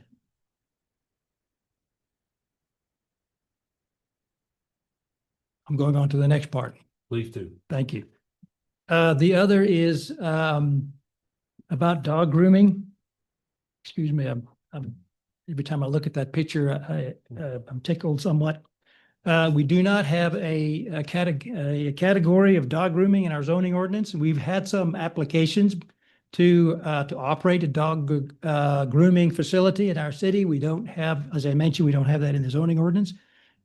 We do have a process, but we can make a connection with an existing use, but we have not been able to find that. So for clarity's sake, we feel like we should add that use into the zoning ordinance, assign it to the neighborhood services category. We've created the definition in our zoning ordinance, in the proposed zoning ordinance. We do, however, allow it within the uptown, central downtown areas in the Main Street zone through the Imagine Belton, and it's categorized as personal services and that kind of thing. So these two amendments, our recommendation to approve them. Our Planning and Zoning Commission met on this on the 18th of November and recommended approval of these changes as well. Happy to answer any questions if you have any. Thank you, Bob. Again, this being a public hearing, we will close our deliberations, open the floor if anyone wishes to speak in favor or against home-based businesses and adding the category of dog grooming. All right. There being no comments, we will close the floor and we will reopen council deliberations on item 19. Chair would entertain a motion. I make a motion, we approve item number 19 as Bob has presented it. Second. We have a motion and a second to approve item 19. Any other comments or questions? All in favor, say aye. Aye. Those opposed? Passes unanimously. Thank you. Thank you. Item 20, consider a variance to a sidewalk requirement on Blair Street Townhome Project and 1.94 acres located on the northeast corner of 2nd Avenue and North Street. Ms. Tina. I promise this will be the last time you see me tonight. So with this Don't bet on property. it. All right, we had a meeting on this back in November where we approved the plat application. We also approved the variance for right-of-way dedication on our street to allow the 5-foot area to remain with the applicant. Just to clarify this location, the applicant property is the plat that's shown. The green area is where the drainage facility is. The yellow area is city-owned property that's adjacent to the right-of-way. So just wanted to clarify that on there. During the meeting, during the meeting, our city council have recommended that staff work with the applicant for different options for the sidewalk to see how that is feasible. With that, staff immediately went to work to see how that could be possible. And our public works director, Scott Hoddy, will be talking to you about those options. And I will pass the mic on to him to talk about those. Thank you, Mayor Council, with that directive, we kind of just looked at some options and what would be viable for this area. And for option one, we looked at basically a concrete drainage channel that would go through there with retaining walls, which would allow the sidewalk to be placed backside of curb, as you see there in that wide area. The two orange areas are showing the retaining walls. Hand railing would also be necessary because of the drop down with the retaining walls in that area. And we worked a third-party engineer on this and kind of came up with the prices that you're seeing there, around $600,000 to incorporate that. We also took another directive and looked at options and looked at 3x6 box culverts in this area to clean up this area in a different manner, allow vegetation to be placed there along with the sidewalk that you see there in white. And in this instance here, hand railing would not be required, but at that estimated cost, a little under $1 million to do that. With that said, we kind of consideration alternatives. We feel like the sidewalk in that area for options 1 and 2 just are not feasible for that area. We feel that we can look at other areas, which we did on the south side of 2nd there at the county complex area there. Right now, there is a pedestrian pathway there. It is not ADA compatible. It still needs some ramps and a little bit of sidewalk there. But with that saying that, we feel that a future public project could be done to integrate something on that side and not have to work through the north side with the drainage issues that are there. And with that, I'm going to let Tina come back in here unless you have some questions. I'd be happy to answer. I do. So with this, like you said, there's not an official sidewalk, but there's a surface that can be There is used as a sidewalk. Yes. And with those additions, Yes. would those, the kind of grayed areas on the crosswalks, would those be pedestrian, like striped areas, would they would be, kind of Yes. protected? The little crossways you see there is sidewalk currently right now by PD on the east side of Mule House there. You could add a crosswalk across there, a little section of sidewalk where you see that in the area by Mule House. Couple other pedestrian ramps if need be, if you wanted them to cross second and such, and with the proper signage and stuff, we believe this could be handled. So, And this would be something that the city handles in-house. yeah, we see that we could do this in a future project for sure. So, minimal cost.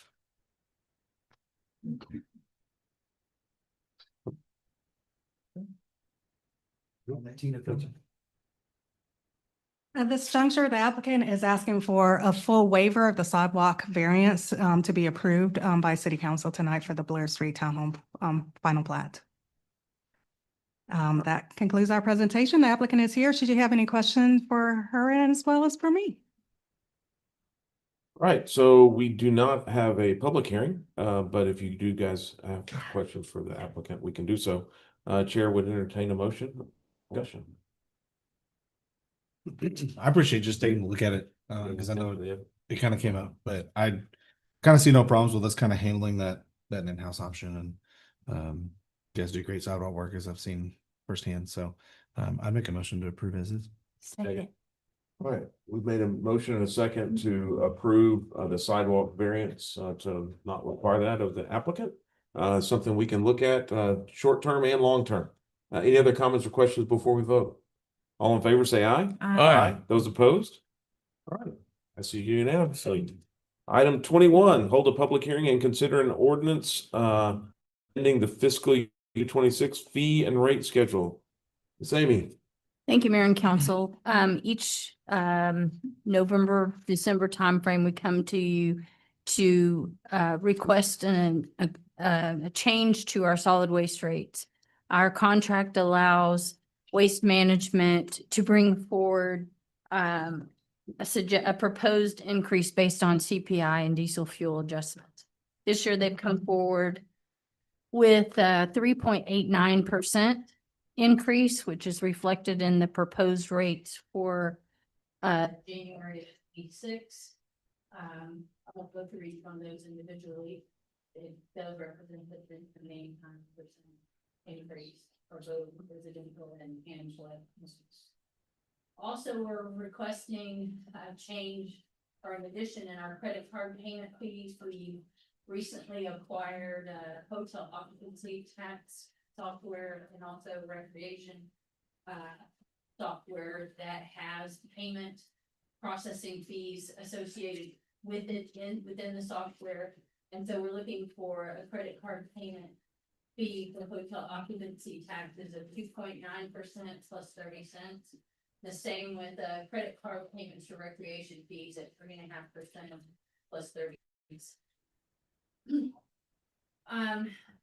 Earlier this year, the council approved special event permits and fees. Those did not make it into the fee schedule in September. So we are recommending that we delete the current parade fee, which is a $50 per event, and add an event fee with a deposit, a refundable deposit, and then the labor costs for police and fire personnel at those events, as well as event attendance. Yeah. And then finally, within the fee schedule in the fire services, there are several fees that talk about reinspection, and the fire department has requested that those be increased to $50 from the current $35 in order to be in alignment with all the other reinspection fees we have throughout the city at $50.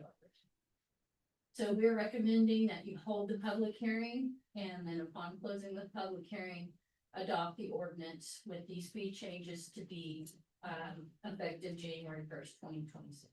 I'll be able to answer questions for you. All right, thank you, Amy. We will, as she just stated, have a public hearing, so we will close our deliberations and hold a public hearing. Anyone wishes to speak in favor or against the fee and rate schedule? Most people will share their displeasure of that after they pay one of those fees, but now's the time to do it before you have to pay one of those fees. Still no one wanting to say anything. All right, we will close the floor and reopen the deliberations on the fee and rate schedule. Amy, could you go back to the event parade? Can you explain this one more time to me?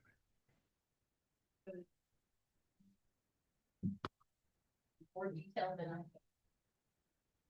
The parade fee is what we currently have is $50, and that's if you want to have a parade, you want to close the street. That's the only permit we had. We changed the event or the special event permit that includes a parade fee or a road closure fee. It's all included in that. So we're doing away with the parade fee, and now it's a special event. This was all done and to increase the quality of events that we have downtown and to limit the number of those events for our downtown businesses and so forth. That's what that was done. That was all approved when the special event policy back in 2024. The fees that were attached to that were not added in September, missed that deadline. So now they're trying to catch up on that and get them added now. So we've been using the policy, but have not been implementing the fees at this point. You get questions about the individual fees, I can try to answer those too. Well, so just an event fee, I mean, to do an event fee with a deposit, you're saying if anyone wants a special event fee, they've got to come up with $1,250 and then they get $1,000 back. Is that correct? That's correct. The $250 helps offset the cost of us setting out barricades and running through the process of getting in an approval process. That's what the fee is for. Okay, but this isn't just a parade, this is any event. Any special event. Any special, what does that mean? The road closure kicks off the special event. Okay. They can rent a park, all that stuff has nothing to do with this. Okay. It's just if you want to close the downtown streets or the streets within the city. Gotcha. That's what this has to do with. I mean, I do feel like that fee can be substantially higher, for if we're shutting downtown down. You think about the economic impact that has brick and mortar businesses down there, and I'll vote for this tonight, but I think next year when we look at it, let's look at really, is that enough money? There are instances, I know when neighborhoods ask for a block party or something, they'll ask to have some barricades put up, and that was included in the $50 fee. Totally understand the downtown, and I think that may be in line for a year or so. And maybe if there some differentiation between a neighborhood party and blocking a neighborhood street might be a little more useful to neighborhood citizens. Yeah, but it's good for tonight. Yeah, I think so. So I'm going to approve. Second. We have a motion and a second to approve the 2026 fee and rate schedule. All in favor, say aye. Aye. Those opposed? All right, item 22, last item, consider a petition to recognize the Belton Professional Firefighters Association Local 4506 of the International Association of Firefighters as the sole and exclusive bargaining agent for all the non-exempt employees of the fire department and meet and confer negotiations with the city of Belton. Mr. Listy. Thank you, Mayor, members of the council. I'd just recommend that the association come forward and present their proposal, their petition to you first, and then I'll present some summary comments. Okay. Right. Good evening, Mayor, Council. Thank you guys for having me up here. My name is Eric Morales, and I represent the Belton Firefighters Association. I'm also the president of the association. First, thank you again for letting me speak with you tonight. You have the slide. Oh, thank you. There we go. All right. So we created a small presentation for you. I won't take up too much of your time. I know it's kind of late. So our first slide will talk about just some quick things on what we want to emphasize with me to confer with the council and the city itself as it being a transparent collaboration and strengthening the partnership that already exists between the fire and the city. We want for the firefighters in the city, nothing else don't want you guys to think this is a contract for trying to trap the city in anything like that. So next, this is exactly what meet and confer is and what it isn't. So as you look at this, you'll see it's a voluntary structured communication tool between the firefighters and the city. It's simply a seat at the table to be able to talk about the things that are going on in the fire department and the changes that us as the firemen in the actual fire department, not just the chiefs, see that needs to change. So It's also a way for us to discuss policies, working conditions that y'all might not know about or the city might not know about, retention issues with firemen coming and going, how to keep those fire, and that's something that us as firemen know, not just the stats, not just the numbers. And then long-term department needs. So also we want to create a framework that encourages open dialogue and mutual problem solving. So trying to be more reactive than proactive. So, what meet and confer isn't. So it's not a mandate for binding arbitration or for adversarial negotiations or a contract that restricts city authority. So we still fall under the city as you guys see fit. Why we believe this works for everyone. So we want to strengthen, like I said from the beginning, we want to strengthen our communications. I think right now between the firefighters and the city, this is the strongest we've been in a long time. We've gone along very well with the city. We can come to y'all with anything. And this is a great time to start this process and show y'all that we are the best firemen, we think, in Central Texas. So we also want to improve the consistency and predictability of workforce issues. So we don't want issues to come up and you guys didn't know about it, like I said. So we want to come to you guys, hey, look, these are the problems that we can see happening. These are the issues we see in the department. If you guys aren't hearing it from the upper echelon, then we can tell you ourselves. So we want to support recruitment and retention. So we want to see the same firefighters stay here and retire in the city of Belton. We want to see those guys hang around. We don't want us to be a stepping stone department. We want them to come and stay. Enhance the service delivery for our residents by improving stability within our department. So same faces increases better working environments and better relationships with the citizens itself. That retention really helps. So, and help ensure shared goals and expectations clearly understood on all sides. So what you expect of us and what we would like from the city. So it's our commitment to collaboration, transparency in every step of this process, respecting the city's budget, of course, responsibilities and operational needs, maintaining a positive working relationship with administration and council, seeking solutions that will work for both firefighters and the city. The process, so this process is intended again to support the city, to support the city's mission, not complicate it. So next steps and invitation to partner. So we respectfully request that City Council consider us as the sole bargaining agent for the meeting confer process. And we look forward to establishing ground rules together, identifying shared priorities for the future of the fire department in the city, building a long-term framework that'll benefit the city, the firefighters, and the community that we all collectively serve. So thank you guys for your consideration. Thank you very much. Thank you. All right, Sam.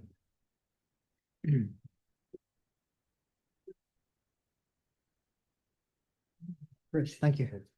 All right, I'll just run through a little bit about the petition itself and give you a little bit additional background as well. The Texas Local Government Code allows cities that have civil service departments to engage and meet and confer for fire departments and police departments. And as has been mentioned, the opportunities here are to negotiate employment matters. It could be personnel policies, wages, compensation, benefits, working conditions, and departmental procedures. We have had a petition submitted by the Belton Firefighters Association that came into us on the 10th of November, and it does require action by the council today. The petition seeks recognition for the association to serve as the sole bargaining agent for the department under meet and confer provisions. The petition as submitted under state law requires it to be submitted by 50% plus one of the firefighters in our department. The petition was submitted to Amy Casey, our city clerk, and she received a roster from HR to verify the submission. As well, the association submitted a roster and Amy confirmed that as well. And you can see the numbers there, majority status determination, 27 eligible firefighters to participate in the petition process. There were 17 submitted signatures, which represent 63% of the fire department. Just a few provisions of meet and confer that are identified in the state law that hopefully will try to address some of the concerns that may emerge in this process. The city cannot be denied local control over wages, salaries, or related items. The process leads itself into an agreement that must be a format.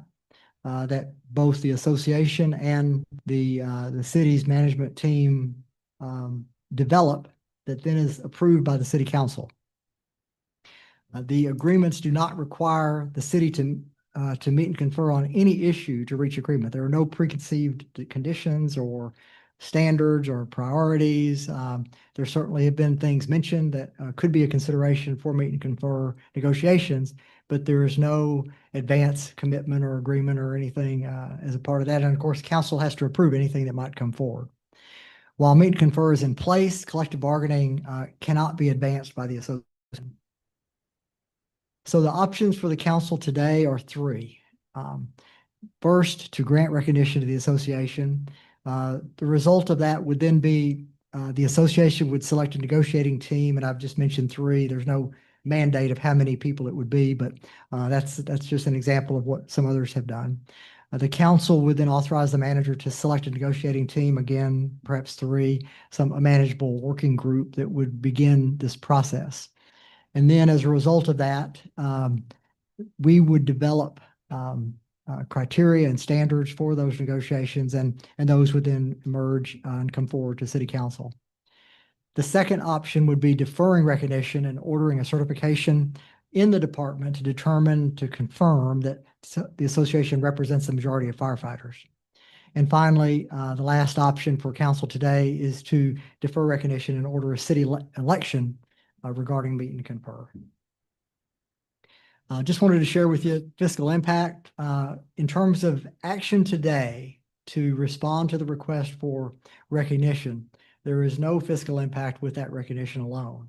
Again, this just allows a conversation on the topics that will be determined in the future. And again, evaluated and assessed and brought forward by the two groups, but then obviously approved by the council. Any proposed agreement will undergo full policy and financial analysis by management. And certainly we would take that responsibility very seriously and bring that back to you for your review. Very conscious of the budget situation. And certainly as we move forward, we would recommend work session conducted for complete council review and consideration. And proposals may be evaluated, reviewed, rejected. Our groups may bring forward something to you and you may determine it's just not appropriate. And so send us back to the drawing boards for further evaluation, assessment, deliberations on the process. So based on state law and the mandate for the council to act today, the submitted petition appears to meet the requirements for recognition, and the manager's office is recommending that the Belton Firefighters Association be designated as the sole and exclusive bargaining agent for the fire department in meet and confer negotiations. I'll be glad to answer any questions you might have. I do have one question, a couple of comments, but I'll just stick with the question, maybe comments later. Question is, okay, so we start with meet and confer, and so there's an issue, and I'll just use a neighboring fire department that likes the way that we schedule our firefighters, and they wanted to schedule theirs the same way. And so that, let's say we were in the situation where our firefighters really wanted to change that. And let's just say that's the issue. Is that something, so now we designate that, now we select three, they select three, and then they bring up this firefighter schedule as an example of the thing. And so you guys meet, is there a time like, hey, we're going to discuss this item and we're going to give it 60 days or 2 years or some time bound. And then hopefully a decision is made within that. At the end of that, I guess that's two-phase question. One is, do you guys set a boundary on what will be discussed and for how long? And then does it end? And what happens when it ends? It's just the meet and confer is now done? Based on my understanding, I may ask Megan to jump in here as well. Part of the ground rules that we establish will set the criteria for what we're going to be talking about and a time frame. So that might be, I'll just pull a number out of the air, a year, 2 years, whatever, for consideration. And that's one component of the ground rules, that this agreement is going to last for X term, for 1 year, 2 years, whatever. In addition to that, the ground rules could establish elements that are on the table or that are not on the table for consideration. if, for example, we were just facing 4896, for example, and it was a substantial cost to us, management perhaps could recommend that's not on the table. And that would be our team's recommendation. The association might say they would choose to go down that road, and they obviously don't have an, basically, we're still under meet and confer, but we have not reached a consensus on that topic. So employment matters, shifts, those kinds of things certainly could be eligible topics, but we have to go through the That would process to be, resolve it. all those ground rules would be basically, I'll call it the first meeting. You guys would set up the ground rules, which would be what would be discussed, what's in scope, what's out of scope, and the period of time that we give Yes, ourselves yes. to do that. Yes, and Megan, any additional comments you want to add to that? That's what, and it could take multiple sessions to publish those ground rules. Because, I mean, depending on just what they are and what the community. Certainly, we would have legal representation on civil service to guide us in that process as well. Yeah, I think, you know, from the council perspective, so you guys know, we were brought this on the last day. And so we're trying to absorb a lot of information on the last day, and being Texans and right to work, when we hear meet and confer or collective bargaining, we sometimes hear negative associated with it. So we need to understand what it is. So I think what you guys need to make sure you understand is we support you guys in everything you do, all of our employees. And hopefully we have good faith in all of our discussions. And so whether you're on the fire department or if you're in public works having to work on a cold night to fix a water line, like there's considerations there too. So hopefully we work with management and this is a positive. I think that sometimes, just generally speaking, the fear of the unknown is the motivation, and we don't need to get into motivations, because we've already been counseled a couple of things that the city would like to do that meet and confer could help us do. The way that you guys bring in firemen, the way you test, the age of the firemen. These are the kinds of things that benefit both of us. So I don't think it's necessarily negative, but just generally speaking, growing up in this state, usually we hear stuff like that and we're like, oh no. And so I think that's fair from what I've heard from most. Y'all have any questions? Very well said. I just kind of blind to everything like David had said, and for lack of a better word, we adore the mess out of you guys. You guys are frontline servants and heroes, and wouldn't take anything away from you guys or PD. And so I fully trust that we have strong amicable relationships before, during, and after a meet and confer process. So as long as I don't have to grow a mustache, we should be good. Yeah, I was thinking. Me too. Me too. I was going to say that it sounds like y'all have some exciting ideas for how to make Belton better, and I'm interested to hear. Yeah, I agree. I am kind of curious. I mean, was this y'all reaching out to the firefighters, or they reached out to you, or because it seems like usually when people, in my mind, they were to say, we need someone to negotiate on our behalf, then there's already an issue there. Is there already an issue there that's a problem? No, not currently, sir. So again, like I said, we just want to be proactive instead of reactive. But I work for the Belton Fire Department. So it's just the union in itself. So we've obviously reached out to the state union to get their advice, things like that, to make sure that we're doing everything the right way before we met Mr. Listy in the city, before we brought this to you guys. So, but main thing is we want to do everything the right way, be a team with the city, not oppose y'all or anything of that nature. Okay, so what made the decision to go this route versus just talk to the chief if you have an issue? And we do talk to the chief itself. We go to him a lot. We have quarterly meetings with him right after our union meetings. But sometimes it's helpful to come to the actual city itself to let you guys know from the association stand, where the firemen can't do that, because they don't want to jump chain of command. The association can meet with Mr. Listy or yourselves and tell you guys, hey, these are the issues that we see coming. This is how we stop this from coming. Here's the information. Here are the stats. Here's how we fix it. So. Okay, so you're saying it's wrong right now? No, we're all, yes, sir. The firemen, we're very happy. We're having a good time right now. And, well, like I said, we're having a good time right now. But like I said, we want to be, in the past, we've been very reactive. It's, oh man, we've just lost 8 firemen. What do we do now? And overtime goes through the roof. sick time goes through the roof. And now we want to be more proactive about coming to you guys with the issue that we see as the association to let you guys know, hey, this is going on. This is how we could fix it. Here is the stats. Here's the numbers. Here is a way that we can stop this from happening. Okay. Yes, sir. That's good. Like we have three options for a motion. Chair would entertain the motion of one of those items. I move we adopt option one, which is presented on the screen at this point as the recommendation. Second.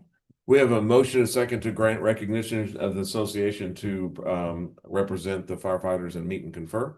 We trust that the city will work with us to have appropriate executive sessions with attorneys to understand what the process means to the city and for our firefighters. We're all on the same team. And so any other comments or questions about this? All in favor, say aye. Aye. Those opposed? All right, passes. All right, Merry Christmas. We won't meet again until New Year. So Happy see you New next Year. year. So we don't Done. eat. The 23rd.